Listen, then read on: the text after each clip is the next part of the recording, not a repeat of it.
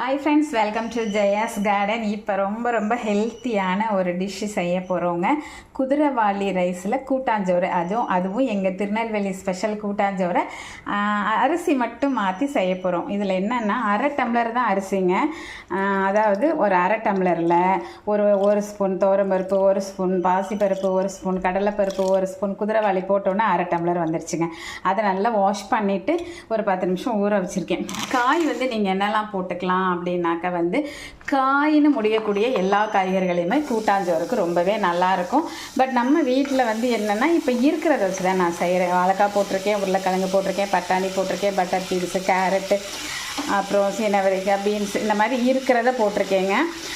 ஆனால் மெயினாக நீங்கள் காயின்னு முடியக்கூடிய பச்சை காய்கறிகள், அவரைக்காய், முருங்கைக்காய், கத்தரிக்காய், மாங்காய் போட்டிருக்கேன், உருளைக்கிழங்கு, வாழைக்காய், இந்த மாதிரி காயின் முடிகிற ஐட்டமெல்லாம் போட்டு செஞ்சிங்கன்னா இந்த கூட்டாஞ்சோறு ரொம்பவே சுவையாக இருக்கும். முதல்ல ஒரே ஒரு ஸ்பூன் ஆயில் விட்டுருக்கேன். குக்கரில் தான் செய்ய போகிறேன், சட்டுன்னு செய்ய போகிறேன் எனக்கு மட்டும்தான். ஆனால் இது 2 நேரத்துக்கு வரும். நல்லா உப்பு போட்டு வதக்கலாம். வதங்கிட்டு இருக்கும் போதே கொஞ்சோண்டு மஞ்சள் பொடி, கொஞ்சோண்டு பெருங்காயப்பொடி, கொஞ்சம் உப்பு, கொஞ்சம் வத்தல் பொடி எல்லாம் போட்டு அதையும் சேர்த்து சிம்மிலே வச்சு நல்ல ஒரு 70% காய் வேகிற வரைக்கும் வதக்கிக்கலாம். நல்லா 2 மினிட்ஸ் வதங்கிடுச்சு. ஒரு அரை டம்ளர் தண்ணி விட்டு நல்லா வேகட்டும்.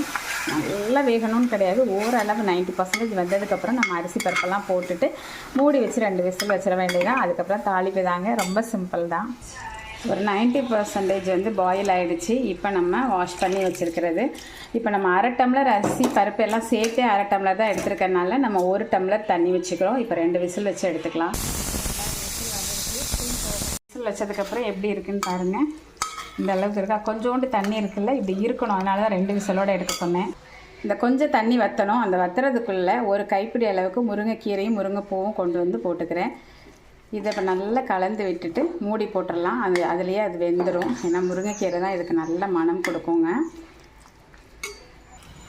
இந்த தண்ணியெல்லாம் வற்றி இந்த முருங்கைக்கீரையும் வெந்துடுச்சு. இப்போ நான் கடுகு, நிறைய உளுந்தம்பருப்பு, சின்ன வெங்காயம் போட்டு கருவேப்பிலை போட்டு தாளித்து வச்சுருக்கேன். நீங்கள் இதில் இது கூட போட்டுக்கலாம். அது என்ன, தாளிப்பு வடகம் சொல்லுவாங்களா, அது போட்டு தாளித்து கொட்டினீங்கன்னா ரொம்ப நல்லாயிருக்கும். இப்போ இன்னும் ஒரு 2 நிமிஷம் வச்சுட்டு அரைக்கிற வேண்டியதான். சூப்பராக ரெடி ஆகிடுச்சு ஃப்ரெண்ட்ஸ். இந்த மாதிரி தான் இருக்கும். டேஸ்ட் பிரமாதமாக இருக்குங்க. சிறுதானியம் பிடிக்காதுங்க, இந்த மாதிரி வெரைட்டியாக செஞ்சு சாப்பிட்டிங்கன்னா வெயிட் லாஸும் ஆகும், ஹெல்த்தியாக இருக்கும், நோய் எதிர்ப்பு சக்தியை கொடுக்கும். விருப்பப்பட்டால் கொஞ்சோண்டு நெய் கூட கடைசியாக ஊற்றிக்கோங்க. ஸ்டவ் ஆஃப் பண்ணிட்டேன். இது சும்மாவே சாப்பிட்லாம், டேஸ்ட் பிரமாதமாக இருக்கும். இல்லை அப்பளம் வச்சு சாப்பிட்டிங்கன்னா இன்னும் டேஸ்ட் நல்லாயிருக்கும். நான் என்ன வச்சு சாப்பிட போகிறேன்னா நேற்று வச்ச குழம்பு இன்றைக்கி ரொம்ப பிரமாதமாக இருக்குங்க. பாருங்க எவ்வளோ கிடக்குது.